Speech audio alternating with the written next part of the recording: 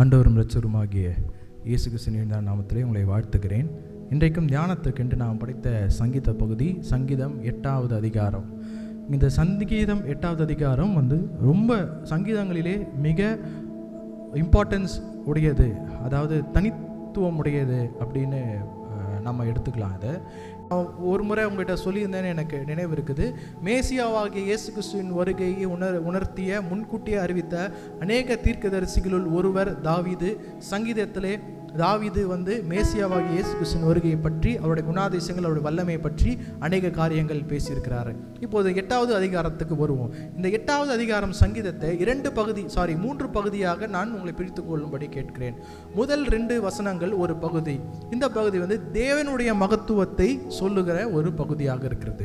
3லிருந்து 9வது வசனம் வரை தேவன் மனிதனுக்கு கொடுத்த மகிமையும் மகத்துவத்தை பற்றின ஒரு பகுதியாக பிரிச்சுக்கோங்க.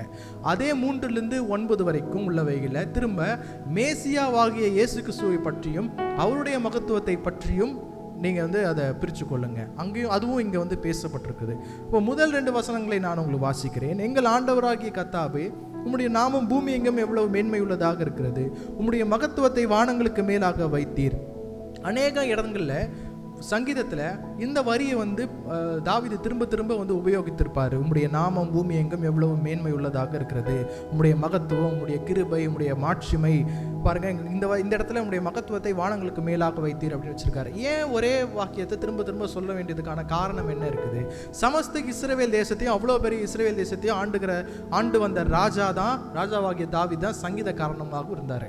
தாவீது ராஜா வாழ்ந்த காலத்திலே தேவன் எவ்வளோ நன்மை செய்திருந்தாலும், இஸ்ரவேலர் அல்லாதவர்கள் இடத்துல நிறைய பேருக்கு கர்த்தரை பற்றி தெரிந்திருந்தாலும் கூட தேவனை அதிகமாக வெறுத்து அவரை விட்டு தூரம் போய் அந்நிய தேவதைகளுக்கும் பாகாலங்களுக்கும் அந்நிய விக்கிரகங்களுக்கும் பலி செலுத்தி அந்நிய தேவனை நாடி கர்த்தர் கொடுக்க வேண்டிய கணத்தை கொடுக்காமல் போய் அவருடைய கணத்தை பற்றி ரியலைஸே பண்ணாம, அதை பற்றியே யோசிக்காமல் அதை அலட்சியமாக எண்ணின ஒரு காலமாக இருந்தது. அப்பேற்பட்ட காலத்திலே அநேகர் தேவனை விட்டு வழி விலகி போன ஒரு காலத்திலே தான் தாவீது அதே காலத்தில் தேவனை பற்றி ரொம்ப மகிமையாக பெருமையாக என்ன செய்கிறாரு? வசனம் எழுதுகிறார். இந்த வசனத்துக்கு முதலாம் வசனத்துக்கு பின்னாடி இருக்கிற காரணம் என்ன பார்த்தீங்கன்னா, யாருக்கும் கிடைக்காத பாக்கியம், தேவனுடைய மகத்துவத்தை பெற்றுக்கொள்ளாத அளவுக்கு, அவருடைய மகத்துவத்தை அறிந்து கொள்ள பாக்கியம் யாருக்குமே இல்லை. ஆனால் தனக்கு அந்த பாக்கியம் கிடைத்திருக்கு.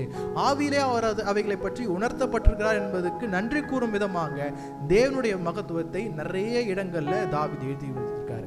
அது போலதான் இந்த ஒரு வசனமும். 2வது வசனத்திலே, பகைஞனையும் பழிக்காரனையும் அடக்கி போட தேவரீர் உம்முடைய சத்துருக்களின் நிமித்தம் குழந்தைகள் பாலகர் வாயினால் பலன் உண்டு பண்ணினீர். இந்த வசனம் போல இன்னும் இதே மாதிரி நிறைய வசனங்கள் இருந்தாலும் சங்கீதத்தில் இதுக்கு முக்கியமான ஒரு இம்பார்ட்டன்ஸ் ஒன்று இருக்குது. அது என்னன்னு பார்த்தீங்கன்னா, தாவீது ராஜாவாக இஸ்ரவேல் ஆண்டு வந்த இந்த காலத்தில் சுற்றில் இருக்க அநேக தேசங்கள், ராஜாக்கள், படைத்தளபதிகள் அவரோடு எதிர்த்து அவர்கிட்ட கண்டினியூஸாக போரிட்டுக்கிட்டே இருந்தாங்க. தாவீது ஒரு யுத்த புருஷனாக இருந்தார். அதனால தான் தாவீதின் காலத்தில் ஆலயம் கட்டப்படாமல், யுத்தத்தின் காலத்தில் கட்டப்படாமல், சாலமோனின் காலத்திலே, அமைதியின் சமாதானத்தின் காலத்திலே தேவாலயம் கட்டப்படும் என்று கர்த்தர் சொல்லியிருந்தார். அப்போது தாவீது ஒரு நபராக எல்லாரும் எதிர்க்க வேண்டி இருந்தது. ஒன்று, இந்த அமலேக்கிய ராஜாவிடத்துல போரை முடிச்சா அடுத்து பெலிஸ்திய ராஜா வருவாங்க, பெலிஸ்தியர்கிட்ட முடிச்சா அடுத்து மீதியானியர் வருவாங்க, அப்புறம் இல்லாட்டி யாராவது ஒரு 3-4 பேர் ஒன்னா சேர்ந்துட்டு வருவாங்க. ஒரு 3-4 தேசங்களும் ராஜாக்களும் படைகளும் ஒன்றாக சேர்ந்து வரும். ஆனால் தாவீதோ தனித்து விடப்பட்டிருப்பார். இதுல தாவீதுக்கு இருந்த பெரிய பிரச்சனை என்னன்னா, தாவீதுக்கு இருந்த அந்த ஆவிக்குரிய புரிதலும், தேவன் மேல இருந்த விசுவாசம், அந்த ஆவியின் வெளிச்சம், அவருடைய ஆவியின் கண்களின் பார்வை அவரோடு கூட இருந்தவர்கள், அவரோட படைத்தளபதிகள், அவருடைய தேசத்தில் இருந்தவர்களே அநேகருக்கு இல்லை. ஆனால இது ஒரு மாம்சீக போராட்டம் மட்டும் இல்லாமல், இந்த போர்கள் எல்லாம் ஒரு மாம்சீக போராட்டம் மட்டும் இல்லாமல், இதுக்கு பின்னாடி இவர்களை ஏவி விடுகிற பிசாசானால வருகிற ஒரு ஆவிக்குரிய போராட்டமாகவும் இருந்தது. இந்த ஆவிக்குரிய போராட்டங்களின் அழுத்தம் தாவீது மேலே அதிகமாக விழுந்தது. தாவீது சில நேரங்களில், அநேக நேரங்களில் தனியாளாக போரிடுகிறது போல உணர ஆரம்பிச்சாரு. ரொம்ப விரக்தியா இருந்தார், மன சஞ்சலம் அடைந்தார், டிப்ரெஷனுக்குள்ள போயிட்டாரு அப்படின்னே சொல்லலாம். தாவீது தனியாளாக போராடினாரு. இதை பற்றி பேசுறதுக்கு, ஜெபிக்கிறதுக்கு வேற யாருமே இல்லை, தான் தான் இது செய்கிறது போல உணர்ந்து தனிமையில விடப்பட்டிருந்தாரு உள்ளுக்குள்ள.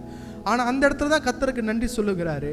நான் தனியாளா இவைகளை நான் இதை பற்றி கவலைப்பட்டு நான் போராடிக்கிட்டு இருந்தேன். ஆனா தேவரீர் பகைஞனையும் பழிக்காரனையும் அடக்கி போட என்னுடைய சூழ்நிலையை பார்த்து குழந்தைகள் பாலகர் வாயினால் பலன் உண்டு பண்ணினீர் என்று சொல்லுகிறார். இப்படியாக தேவனுடைய மகத்துவம், அவருடைய கிரியை, அவருடைய குணாதிசயங்களை இந்த முதல் 2 வசனத்தை சொல்லியிருக்கிறார். 3ஆம் வசனத்திலிருந்து நான் வாசிக்கிறேன். உமது வீரர்களின் கிரியையாகிய உம்முடைய வானங்களையும் நீ ஸ்தாபித்த சந்திரனையும் நட்சத்திரங்களையும் நான் பார்க்கும்போது மனுஷனை நீ நினைக்கிறதற்கும் மனுஷகுமாரனை விசாரிக்கிறதற்கும் அவன் என்மாத்திரம் என்கிறேன். இந்த காலத்தில் நான் முன்ன சொன்னது மாதிரி அநேக தேவனை விட்டு வழி விலகி இருந்தனால அதிகமாக பாவம், அதுவும் கொலையும் விபச்சாரம் என்னும் பாவம் ரொம்ப அதிகமாக நடந்து பெற்ற அந்த காலத்தில் இப்படி ஜனங்கள் பாவத்தில் இருக்கும் போதே, அளவு கடந்த பாவங்கள் செய்யும் போதே தேவன் அவர்கள் மேலே கிருபையாக இருந்தார். இந்த கிருபை தாவீதை ரொம்ப டிஸ்டர்ப் பண்ணுச்சு. அவரால் புரிஞ்சிக்கவே முடியல. நாங்கள் இவ்வளோ படுமோசமானவர்களாக இருக்கிறோம். ஒரு இடத்துல ஒரு வசனம் வரும், நன்மை எல்லாரும் தேவனை விட்டு வழி விலகி தூரமாக போனாங்க, நன்மை செய்கிறவன் ஒருவனாகிலும் இல்லை. அப்பேற்பட்ட காலகட்டம், இவ்வளோ பாவிகளாக நாங்கள் இருக்கிறோமே, அப்படி இருந்தும் நீங்க எங்க மேல இவ்வளோ அன்பாக இருந்திருக்கிறீங்களே. எப்பேற்பட்ட மனிதர் இந்த கர்த்தர். அவருக்கு என்னதான் நினைக்கிறாரு அவர் மனசுல, எதுக்காக அவர் எங்க மேல இவ்வளோ அன்பா இருக்கணும்னு தேவனுடைய அன்பு ஒவ்வொரு நாளும் அவருக்குள்ள கேள்விகளை உண்டாக்குச்சு, அவர் ஆச்சரியப்படுத்துச்சு.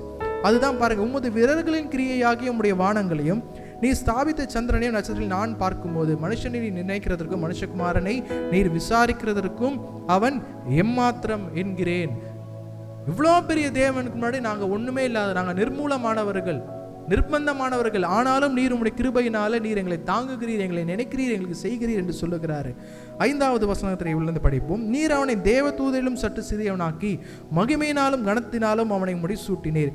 உம்முடைய கரத்தின் கிரியைகளின் மேல் நீர் அவனுக்கு ஆளுகை தந்து சகலத்தையும் அவனுடைய பாதங்களுக்கு கீழ்ப்படுத்தினீர். இந்த 2 வசனங்களிலிருந்து 5-6 மனிதர்களை பற்றியும் மனுஷகுமாரனாகிய மேசியாவாம் இயேசு கிறிஸ்துவை பற்றியும் சொல்லுகிறாரு.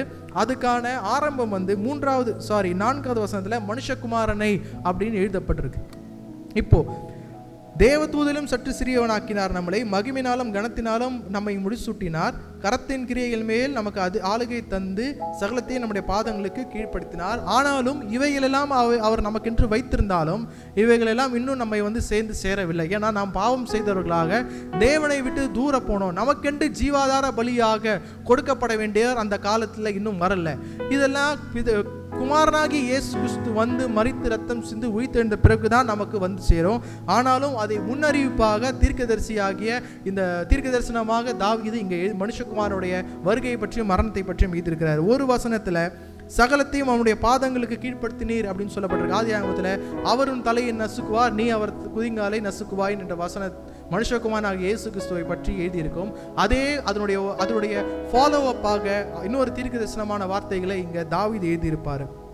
7வது வசனத்திலிருந்து ஆடு மாடுகள் எல்லாவற்றையும் காட்டு மிருகங்களையும் ஆகாயத்து பறவைகளையும் சமுத்திரத்து மச்சங்களையும் கடலில் சஞ்சிக்கிறவைகளையும் அவனுடைய பாதங்களுக்கு கீழ்ப்படுத்தினீர். எங்கள் ஆண்டவராகிய கர்த்தாவே, உம்முடைய நாமம் பூமி எங்கும் எவ்வளவு மேன்மை உள்ளதாக இருக்கிறது. ஆடு மாடுகள் காட்டு மிருகங்கள் எப்படின்னா, ஒரு இடத்துல ஒரு கல்லறையிலிருந்து ஒரு மனிதன் வெளியே வருகிறான். இயேசு கிறிஸ்து அவனை டெலிவர் பண்ண விடுதலை செய்யணும்னு விரும்புகிறார். அவனுக்குள்ள இருக்கிற அந்த லேகியோன் கணக்கான ஆவிகள் என்ன செய்யுது, எங்களை தண்டிச்சிடாதீங்க, இங்க இருக்கிற பன்னி கூட்டத்துக்கு போக விடுங்க.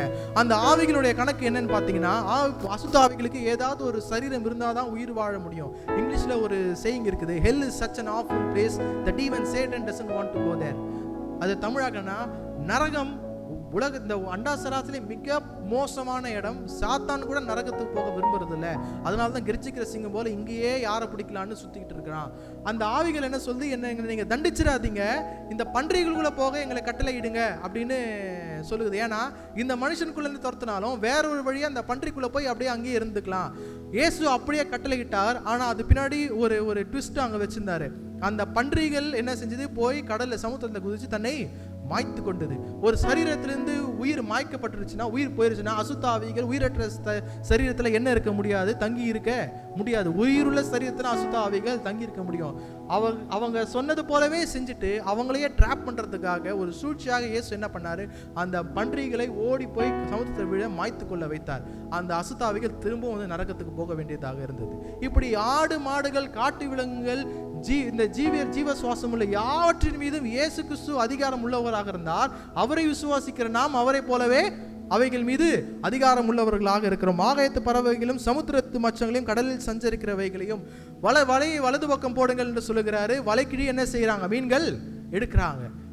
அது வரைக்கும் எடுக்க முடியல, ஆனால் அதுக்கப்புறம் எடுக்கிறாங்க. இந்த வல்லையும் இயேசு கிறிஸ்துவின் மூலமாக நமக்கு வருகிறது. இறையாதே அமைதலா இருன் காற்றையும் கடலை பார்த்து அதட்டுகிறார். கடல் என்ன செய்கிறது, அமைதியாக இருக்கிறது. இந்த வல்லமையும் என்ன செய்கிறது? இயேசு கிறிஸ்துவின் மூலமாக நமக்கு வருகிறது.